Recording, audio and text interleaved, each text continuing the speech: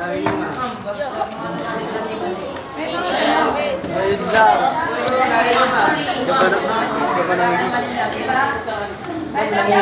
Hindi ganon. O kaya, buka pa ang mga lalaki ganito. Ay, yung babae kipit na gayon, bubuka pa ng lalaki ganito. Para ma-touch yung gano'n, di ba? Bihira sa babae kasi ang nahaharas ng lalaki.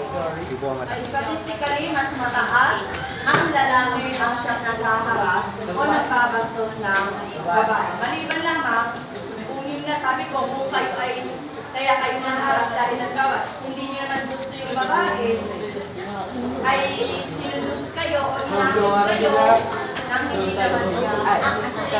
Okay, next. Gender-based harassment sa opisina. Hindi nga kayo nakikita na halimbawa laging physically touch, ay kung tinetext mo naman yung ka-office mate mo na baka mamaya pwedeng pasilin ka ng konti.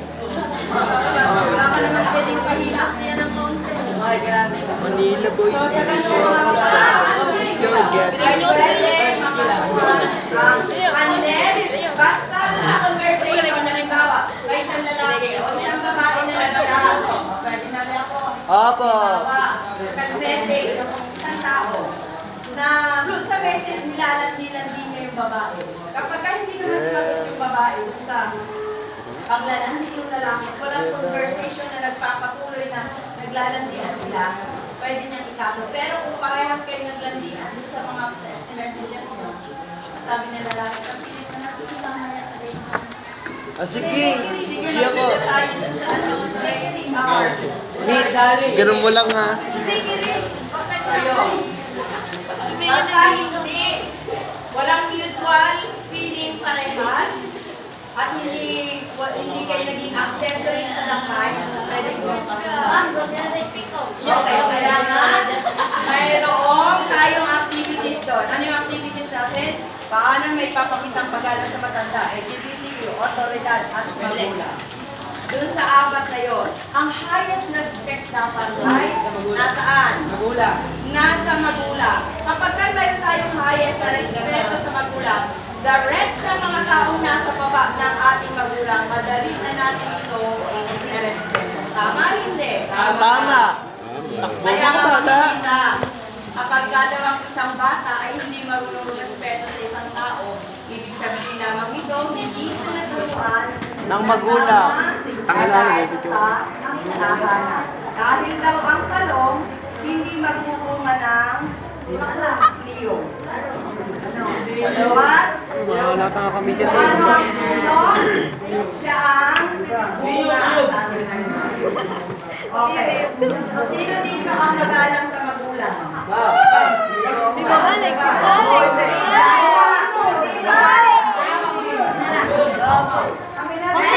Sino nagalang sa magulang?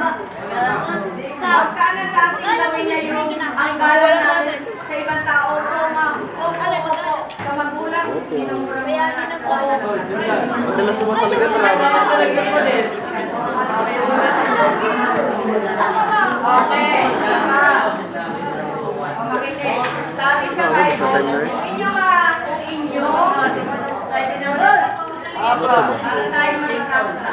Kung inyo mapapansin sa Bible, sa 10 utos, lahat ay inutos ng Diyos, pero ang isa lang din ang utos na may pangako. Diba sabi doon, huwag kang papatay. Pagkatapos nung wala na sinabi ng Diyos, huwag kang mga ngalunya, huwag kang sasamba sa Diyos-Diyosan, huwag kang magnanakaw, huwag kang nakikiapil. Diba lahat yung tapong na tundok na. Pero pagdating sa paggalang sa magulang, igalang mo ang iyong ama't ina. Dahil anong pangako? Kahawa ang buhay mo sa lupa. Yun naman ang utos ng Diyos na may pangako. Kaya sana sa buhay natin palagi yung mataas na level na pagrespeto sa ating mga magulang dahil hanggang nandyan siya, enjoyin natin yung respetuhin natin sila. Dahil pag sila nawala na, doon nyo lamang, speaking from the experience, doon nyo lang malalaman ang halaga ng Okay, next. Sa day 4, bukas natin i-discuss ang day 4 sa mga paggalang sa sexual. That's all for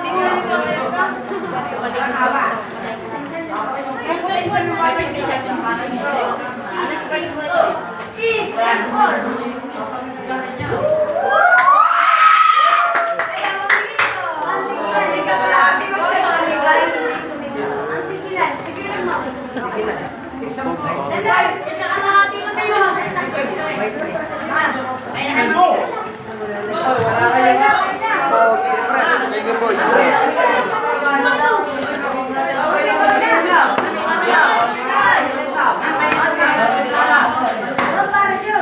Pre, habang buhay kasi mahabang buhay. Ayoko niya, habang buhay niyo. Bastos ka, boy.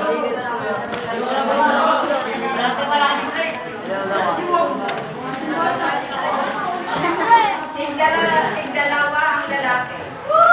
Huwag may natira, bigyan niyo ang mga girl. Kalahati sa babae. Kabigyan. Wala daw, gusto ito, hindi na makakatigil doon.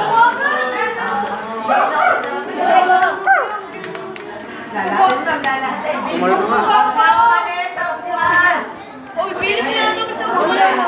Pagkakali sa upuan. Ganyan. Hindi ako mahilig sa isang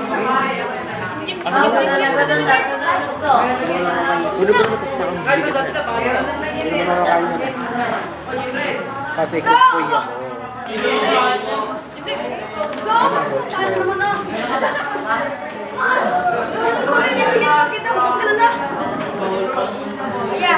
Sabihan mo! Sabihan mo daw!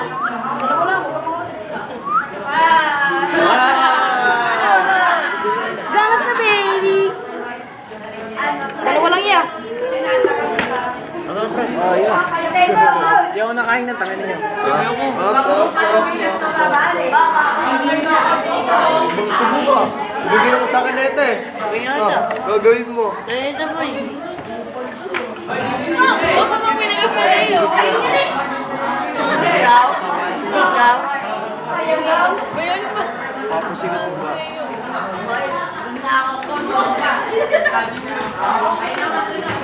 Kanina tayo ka na. Tayo.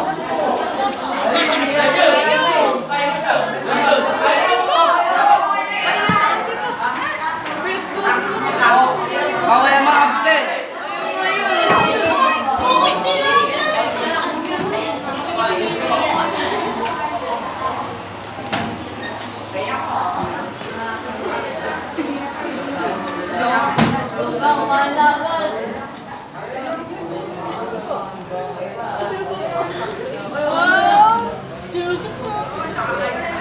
Pare.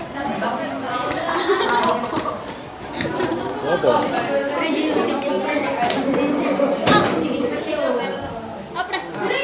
Oy, Francisco Hermesoriano. Announcement pala, sa Wednesday magdala kayo ng Bible ha. Yung Gideon's Bible na pinamigay sa inyo. Yung Ay, wala na ano. Wala akong... Yes, yung bagong tipan. Kung yung buong Bible, pwede din. No Bible, no activities, no score. Bilhin niyo ako Bible. Wala kayong Bible, mahirap. Ate tayo. Meron akong maliit, meron malaki. Okay.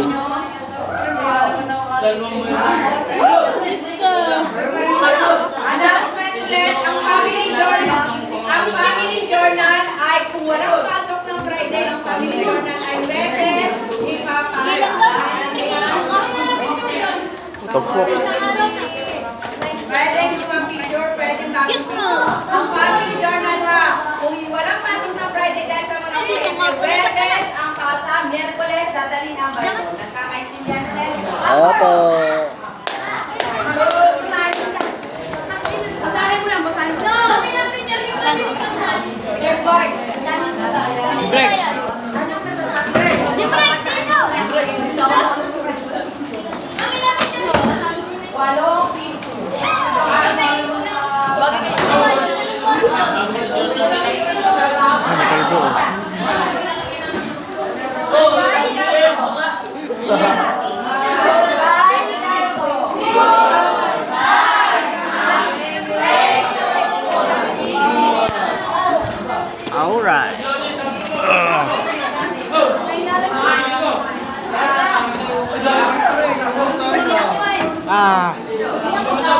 Load. Diyan ka na ba? Diyan ka na? Diyan ka na?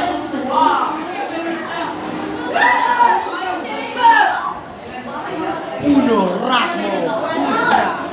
Ito sa amin.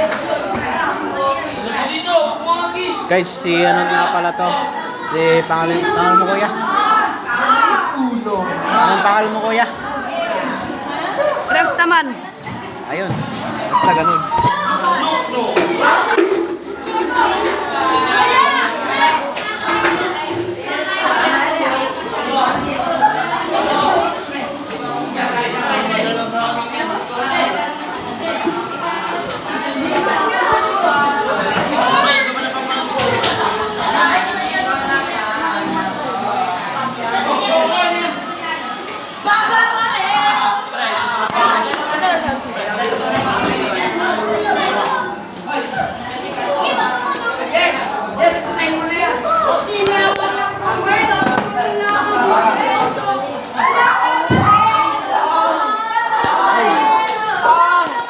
Ang ilang gawa yan. Patay mo mindot.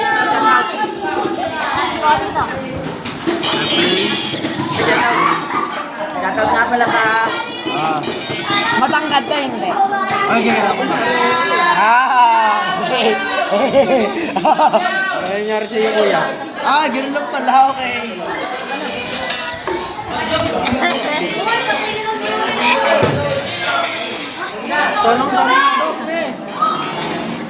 Ay!